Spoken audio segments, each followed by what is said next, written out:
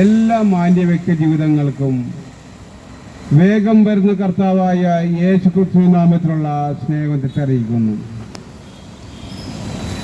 അല്പം മുമ്പ് നമ്മൾ പാട്ട് കേൾക്കാനിടയിൽ തീർന്നു. ആ പാട്ടിന്റെ സാരാംശം എന്താന്ന് വെച്ചാൽ, ഭൂമിയിൽ ജീവിക്കുന്ന ഒരു വ്യക്തിയുടെ പ്രത്യാശയെ കുറിച്ചാണ് ആ പാട്ട് കേൾക്കാനിടയിൽ തീർന്നത്.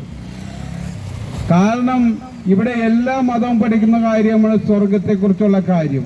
പക്ഷേ ആ പാട്ട് കേൾക്കുമ്പോൾ മനുഷ്യന്റെ പ്രത്യാശ വർദ്ധിച്ചതുകൊണ്ടാണ് ആ പാട്ടിൽ ഉൾക്കൊള്ളുന്ന സ്വർഗത്തെക്കുറിച്ച് വിവരിക്കാനിടയിൽ തീർന്നത്. നാം ഈ ഭൂമിയിൽ ജീവിക്കുമ്പോൾ ദൈവം നമ്മളെക്കുറിച്ച് ആഗ്രഹിക്കുന്നത് ദൈവത്തോടൊപ്പം വസിക്കാനാണ്. ദൈവം മനുഷ്യനെ കുറിച്ച് ആഗ്രഹിക്കുന്നത്. പക്ഷേ മനുഷ്യൻ ദൈവത്തിൽ നിന്ന് അകന്നുപോയതിന്റെ ഫലമായി മനുഷ്യന്റെ പ്രത്യാശക്ക് ഭംഗം വന്നു. മദ്യവും മയക്കുമരുന്നും വ്യഭിചാരവും അടിപിടിയും കൊലപാതകവും രാഷ്ട്രീയത്തിന്റെ പേരിലും മതത്തിന്റെ പേരിലും സമുദായത്തിന്റെ പേരിലും മനുഷ്യൻ തമ്മിലടിച്ച് ജീവൻ നശിപ്പിച്ചു കളയുന്ന ലോകത്താണ് നാം ജീവിക്കുന്നത്. ആ പ്രത്യാശക്ക് ഭംഗം വന്നു. കാരണം എന്താ? നാം ആ പാട്ടിന്റെ സാരാംശം ഇങ്ങനെയാണ് പറയുന്നത്, നമ്മുടെ ജീവിതം സ്വർഗത്തിൽ ദൈവത്തോടൊപ്പമാണ്. കർത്താവ് യേശുക്രിസ്തു ഈ ഭൂമിയിൽ വന്നപ്പോൾ മനുഷ്യനോട് പറഞ്ഞ കാര്യമാണ്, ഞാൻ സ്വർഗത്തിൽ പോയിട്ട് എൻ്റെ പിതാവിന്റെ അടുക്കൽ അനേക വാസസ്ഥലമുണ്ട്, അത് ഒരുക്കിയിട്ട് നിങ്ങളെ ചേർക്കാൻ ഞാൻ വരും എന്നാണ് കർത്താവ് യേശുക്രിസ്തു പറഞ്ഞത്. അത് സ്വർഗത്തിൽ ചേർക്കാൻ ദൈവം വരുമെന്ന്. അത് ചുമ്മാതെ കളിയാക്കാനോ അല്ലെങ്കിൽ ഒരു നേരം പോക്കെന്ന് പറഞ്ഞ കാര്യമല്ല. പ്രപഞ്ച സൃഷ്ടാവായ ദൈവം മനുഷ്യനെ സൃഷ്ടിച്ചത് ദൈവത്തോടൊപ്പം വസിക്കാനാണ്. പക്ഷേ മനുഷ്യൻ ദൈവത്തിൽ നിന്ന് അകന്നു പോയതിന്റെ ഫലമായാണ് ദൈവമായിരുന്നവൻ മനുഷ്യനായി 33.5 വർഷക്കാലം എപ്രകാരം പാപിയായിരിക്കുന്ന മനുഷ്യൻ നീതിമാനായി ജീവിക്കേണ്ട വിധമാണ് കർത്താവായ യേശുക്രിസ്തു നമുക്ക് കാണിച്ചു തന്നത്. അല്ലാതെ ഇവിടെ വന്ന് മതം പ്രചരിപ്പിക്കാനോ മതത്തെ ആൾക്കാരെ കൂട്ടാനോ ഇതിന്റെ പേരും പറഞ്ഞ് നടക്കാനല്ല യേശുക്രിസ്തു ഭൂമിയിൽ വന്നത്.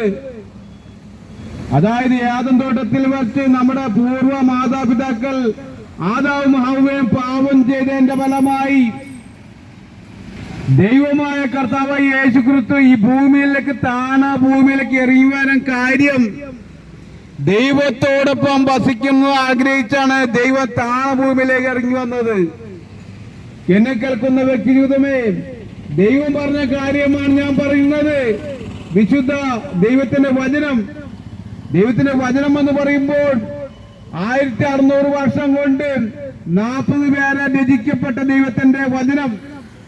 ആ വചനം രചിക്കുന്നവർ തമ്മിൽ അവർ കണ്ടുമുട്ടിട്ടില്ല.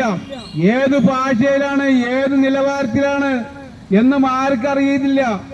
പക്ഷേ അത് വായിച്ചു കഴിയുമ്പോൾ ഒരു വ്യക്തിയെ കുറിച്ചാണ് 1600 വർഷം കൊണ്ട് 40 പേര് രചിക്കപ്പെട്ട വിശുദ്ധ ബൈബിൾ രചിച്ചത്. ആ കാര്യം ആരും മറന്നുപോയരുത്. ചിലവര് വിചാരിക്കും ഈ ബൈബിൾ എന്ന് പറയുന്നത് ഓരോരുത്തരെ യുക്തിയുടെ അടിസ്ഥാനത്തിൽ എഴുതിപ്പെട്ട ഒരു പുസ്തകമാണെന്നാണ് ആൾക്കാരെ കാഴ്ചപ്പാട്. ഏത് മതത്തിൽപ്പെട്ട വ്യക്തിയാണെങ്കിലും ആരാണെങ്കിലും അവരെ കാഴ്ചപ്പാട് അതാണ്. പക്ഷേ വിശുദ്ധ വേദ പുസ്തകം പറയുന്നു ദൈവത്തിന്റെ ശ്വാസമാണ് സത്യവേദ പുസ്തകത്തിലെ ഓരോ വചനവും. ആ വചനം അനുസരിച്ച് കഴിഞ്ഞാൽ പ്രപഞ്ചത്തിലുള്ള സകല കാര്യങ്ങളും ആ വചനത്തിൽ അടങ്ങിയിട്ടുണ്ട്. ഒരു കാര്യം പോലും ഒരു മനുഷ്യനെ നിഷേധിക്കാൻ പറ്റത്തില്ല. കാരണം എന്താ? ദൈവത്തിന്റെ ശ്വാസം 1600 വർഷം കൊണ്ട് 40 പേരാൽ രചിക്കപ്പെട്ടാണ് വിശുദ്ധ സത്യവേദ പുസ്തകം. ആ വചനം ആരും വായിച്ചിട്ടും അതനുസരിച്ചിട്ടും ഇന്ന് വരെ ഒരാൾ നശിച്ചു പോയിട്ടില്ല. അത് സത്യമായ കാര്യമാണ് പറയുന്നത്. കാരണം എന്താ? മനുഷ്യൻ ആകാശത്തിന്റെ കീഴിൽ ഭൂമിക്ക് മീതെ നശിച്ചു പോകുന്ന മനുഷ്യന് രക്ഷപ്പെടാനുള്ള ഏക നാമമാണ് കർത്താവായ യേശുക്രിസ്തുവിന്റെ നാമം. ആ വചനം ആരനുസരിക്കുന്നുവോ അവൻ നശിച്ചു പോകത്തില്ല. അല്ലെങ്കിൽ മതത്തിന്റെ ജാതിയുടെ സമുദായത്തിന്റെ പേരിൽ നശിച്ചു പോകും. പക്ഷേ ദൈവം ഈ ഭൂമിയിൽ വന്നത് മനുഷ്യൻ ദൈവത്തോടൊപ്പം കൂട്ടായ്മ ആചരിക്കുന്ന മനുഷ്യന് ദൈവത്തിൽ നിന്ന് അകന്നു പോയതിന്റെ ഫലമായാണ് മനുഷ്യൻ പാപത്തെ പച്ചവെള്ളം പോലെ വലിച്ചു കുടിച്ച് മൃഗത്തിന് തുല്യമായുള്ള ജീവിതം നയിക്കുന്നത്. അത് ഇവരോടുള്ള മതത്തിനോ സമുദായത്തിനോ ചട്ടസമയക്കോ മനുഷ്യന്റെ അകൃത്യത്തെ നിയന്ത്രിക്കാനോ അതില്ലാണ്ടാക്കാനോ ഒരു ശക്തിയോ ഒരു മതത്തിനോ ഒരു സമുദായത്തിനോ ഇന്നുവരെയും കഴിഞ്ഞിട്ടില്ല, ഇനി കഴിയുമില്ല. പക്ഷെ യേശുവിന്റെ വചനം ആരനുസരിക്കുന്നു, ജാതി വർണ്ണ വർഗ വ്യത്യാസമില്ലാതെ ആരനുസരിക്കുന്നുവോ ദൈവത്തിന്റെ മുമ്പിൽ ആ മനുഷ്യൻ നീതിമാനായി തീരും. അത് അടിവാരായിട്ടുള്ള സത്യമാണ് ഞാൻ പറയുന്നത്. കാരണം എന്താ, ദൈവത്തിന്റെ വചനം വെറുതെ ഉപയോഗിക്കുന്നതല്ല, അത് പറഞ്ഞമായി സംഭവിക്കുന്നതാണ് ദൈവത്തിന്റെ വചനം. ആ വചനത്തിന്റെ മുമ്പിൽ ആ വചനം നിങ്ങളോട് അറിയിക്കാൻ കാരണം അത്രമാത്രം ഈ ദേശത്തെ ഇടപ്പള്ളി പ്രദേശത്തെ ദൈവം സ്നേഹിക്കുന്നുണ്ട്. അതിന്റെ വെളിച്ചത്തിലാണ് ഞങ്ങൾ മഴയായാലും മഞ്ഞായാലും വെയിലാണെങ്കിൽ ഇത് വിളിച്ചു പറയുന്നത്. കാരണം മനുഷ്യന് രക്ഷപ്പെടാൻ ഏക നാമമാണ് കർത്താവായ യേശുവിന്റെ നാമം. ആ വചനം ആരനുസരിക്കുന്നു, നിങ്ങളുടെ പാവം എത്ര കടുംചൂപ്പായിരുന്നാലും അത് ഹിമം പോലെ വെളുപ്പിക്കാൻ മതിയായതാണ് യേശുവിന്റെ വചനം. അതിന്റെ പേര് ഞങ്ങളെ വിളിച്ചു പറയുന്ന വചനം നിങ്ങൾ ആയിരിക്കുന്ന മേഖലയിൽ അത് കേട്ടുകഴിഞ്ഞ വചനം പറയുന്നു, അത് കേൾക്കുന്നവരും അത് അനുസരിക്കുന്നവരും അത് പറയുന്നവരും അനുഗ്രഹിക്കപ്പെട്ടാണ് വിശുദ്ധ വേദപുസ്തകത്തിൽ പറയുന്നത്. നിങ്ങൾ വിചാരിക്കും ഇവന്മാർക്ക് ഒരു പണിയില്ലാറ്റാണ് ഈ മലയാളത്തിൽ ഇവിടെ നിന്ന് വിളിച്ചു പറയുന്നത്.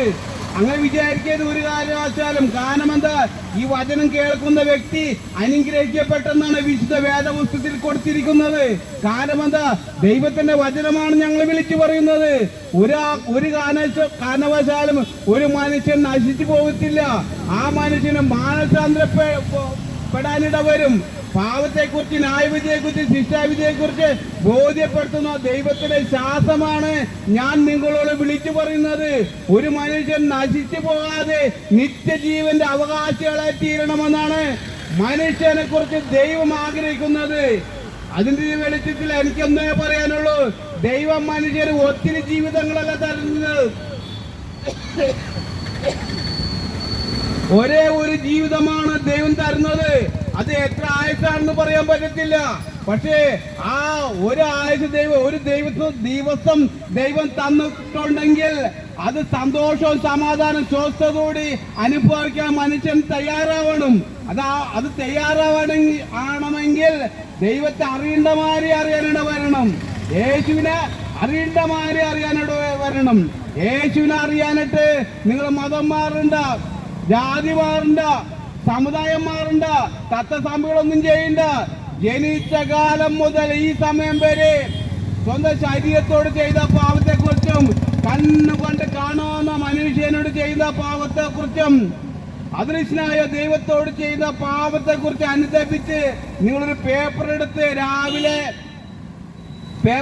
രാവിലെ തുടങ്ങി വൈകുന്നേരം വരെ ചെയ്ത കാര്യങ്ങളെ കുറിച്ച് നിങ്ങൾ ആ പേപ്പർ എഴുതി വെച്ചാൽ നിങ്ങൾ മനുഷ്യനോടും സ്വന്തം ശരീരത്തോടും ദൈവത്തോട് ചെയ്ത തെറ്റുകളെ കുറിച്ച് പൂർണ്ണമായി ബോധ്യപ്പെടാനിട വരും. കാരണം എന്താ, ഒരു ബൈബിൾ പറയുന്ന ഒരുത്തം പോലും നീതിമാനിലെല്ലാം പാപം ചെയ്ത് ദൈവതേജസ് നഷ്ടപ്പെട്ടതാണ് ഈ ഭൂമിയിലുള്ള സകല മനുഷ്യനും. ആ മനുഷ്യൻ ഈ എഴുതി രാവിലെ തുടങ്ങി വൈകുന്നേരം വരെ ചെയ്തേക്കുന്ന തെറ്റുകളെ കുറിച്ച് എഴുതി വച്ചാൽ മനുഷ്യൻ തെറ്റുകാരനാണ് ആരും പറഞ്ഞു തരേണ്ട കാര്യമില്ല. അത് വായിക്കുമ്പോൾ അറിയാൻ ഇടവരും. കാരണം എന്താ, ദൈവത്തിന്റെ വചനത്തിലാണ് മനുഷ്യനെ മാറ്റപ്പെടുത്താൻ കഴിയത്തുള്ളൂ, മാറ്റം വരുത്താൻ കഴിയത്തുള്ളൂ. അതായത് മാനസാന്തരപ്പെടുത്താൻ കഴിയത്തുള്ളൂ ദൈവത്തിന്റെ വചനത്തിന്.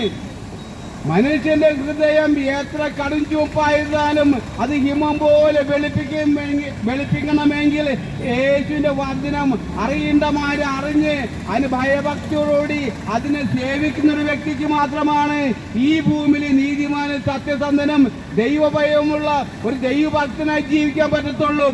അതല്ലാതെ സ്വാർത്ഥ താല്പര്യത്തിന്റെ പിന്നിൽ മനുഷ്യന്റെ ആചാരങ്ങളോ അനുഷ്ഠാനങ്ങളോ മനുഷ്യന്റെ ബുദ്ധി തോന്നിയതും മനുഷ്യന്റെ പണം കൊണ്ട് ചെയ്യുന്നതും കഴിവ് കൊണ്ട് ചെയ്യുന്നതൊന്നും മനുഷ്യനോ ദൈവത്തിനോ ആർക്കും പ്രസാദമാകത്തില്ല. താൽക്കാലികമായി എന്തെങ്കിലും സുഖമോ സന്തോഷം കിട്ടിയിരിക്കും. പക്ഷെ നിത്യമായി കിട്ടണമെങ്കിൽ അത് വചനം പറഞ്ഞമാരനുസരിച്ച് ജീവിക്കുമ്പോഴാണ് ദൈവത്തിന്റെ സമാധാനം, സന്തോഷം, സ്വസ്ഥം ഒരു മനുഷ്യന് അനുഭവിക്കാൻ പറ്റത്തുള്ളൂ. അതല്ലാതെ ഭൂമിയിൽ ജീവിക്കുമ്പോൾ ജീവിച്ചു പോയി എന്ന് മാത്രമേ ഉള്ളൂ.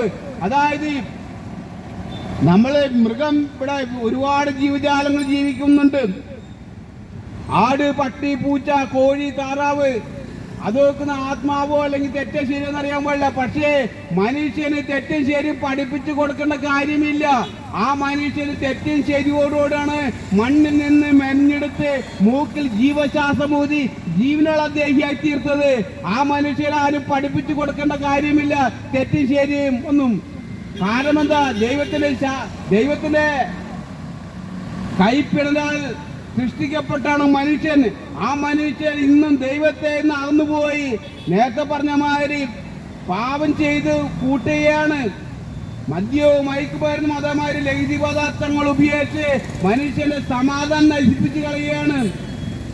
ആ മനുഷ്യൻ നേരത്തെ പറഞ്ഞ ആ മനുഷ്യനെ നോക്കിയിട്ടാണ് യേശു പറഞ്ഞത്, ഞാൻ എൻ്റെ സമാധാനം നിങ്ങൾക്ക് തന്നേച്ചു പോകുന്നു. അത് ലോകം തരുന്ന സമാധാനമല്ല ഞാൻ തരുന്നത്. പക്ഷേ യേശുവിന്റെ സമാധാനം ആർക്ക് വേണം?